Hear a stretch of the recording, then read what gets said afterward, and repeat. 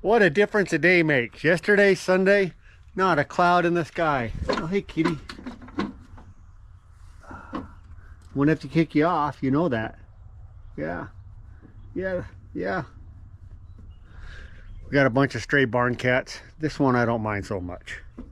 The others, well, if they disappear, it's not going to hurt my feelings. But this one here she's pretty, what's the word? Polite. But you got to hop down, young lady. Let's see what we got for fuel. Ooh, that's almost empty. Let's go grab 5 gallons or so, put it in there. I'm gonna drive a tractor, oh, maybe an hour, 45 minutes. Just a little bit of fun. Field that I did a bunch of work in last fall. We got a good wet winter and the ground kind of settled. So we have some low spots that are identified that I can try to drag and fill them in. My goal is to get that field to flood irrigate efficiently and in the most beneficial manner for said field. See, out here in the west, all of our water is hard. It's just video stopped. Out here in the west, all of our water is just hard. It's just loaded down with all sorts of minerals, including salt or alkali. And when you irrigate with said water, you end up introducing all those minerals into your fields. And if you irrigate and you leave large bodies of standing water in said field, you're going to exacerbate the problem and you're really going to damage your fields long term. Where does that leave us? Well, you can put in an expensive irrigation system, maybe a drip or a irrigation on demand, the center pivot, let's see, or an old school hand lines and wheel lines, and try to get just enough water on. But every one of those solutions requires power, requires money, and on the small little hobby farms like this, it's a negative ROI. Right? I can't run a pump. I cannot run a pump and yield enough crops off of that pump on this small of a scale of an operation to make it worthwhile. So that means I have to do the best job I can with flood irrigation to mitigate that problem of calcification, or what's the other word I want to put? Basically getting all those mineralization, whatever you want to call it. To keep the soil healthy, you want your flood irrigation to run through and then run off. You don't want it to have any low spots to sit in. That's what I'm going to go work on right now, is drag some soil from the hard spots. It's really more dirt than soil. Drag some dirt from the high spots to the low spots and work on that part of the field. It's just fun, right? That's why I did all the work on that box blade scraper, to turn it into more of a land plane, so that we could get, oh, there she goes. See you later. Oh, good stretch. To turn it into more of a land plane so that we could get a more effective and efficient use out of there and get a smoother finish. With the box blade connected to the tractor, it's hard to get that smoother finish, so that's what I was going for.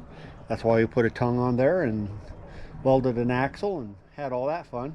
And that's what we're going to use. So here's the deal. It rained a little bit today, less than a quarter inch, maybe an eighth of an inch. I don't know. I'd have to check I had to get a weather station. But it rained a little bit today. It might be muddy out there. We're going to give it a shot. We'll see what happens. Yeah, I've only got an hour. I can't do a whole lot of good, but I can't do a whole lot of bad either. Let's get something going. I seem to say this about a lot of my tractors, but I sure like this old thing. This is my Super MTA, a 53. I'd have to look at they only made it 1 year. They made a lot of Super M's. They made a lot of TAs. They made a lot of MTAs, but not a lot of Super MTAs. 1 year.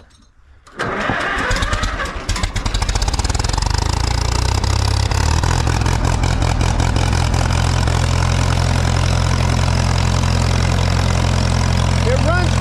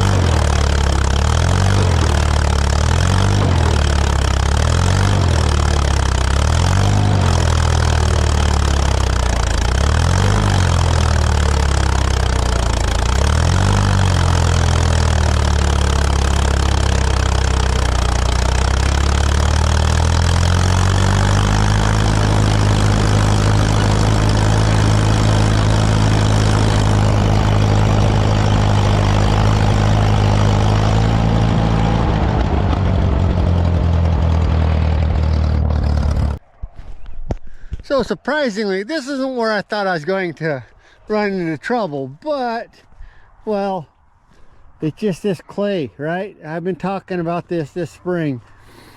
It's just slick, just compacts down together. And so what that means is it's time for me to stop, because I'm just compacting that clay down even further. I need to let this spot dry a little bit so I can drop some more dirt in there and level it out. The spot I was worried about over here, it didn't give me hardly any trouble at all. I was able to drag quite a bit of dirt into the low spot and take off some of the high spot immediately downhill from it. It's going to be close. I can still see a bit of a low spot. I might get the laser out to test the level.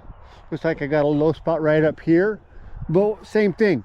I wanted to stop because I didn't want to make a mess. So yeah, you know what? It's a good time to go inside and hang out. Just a little sprinkling on, and hopefully by this weekend, maybe I can get out here and do this a little bit more. A little bit of rain won't hurt anything. It'll kind of compact and settle some of this stuff I just put down in here. Yeah, overall, it's a win. I'm getting lots of those, I think.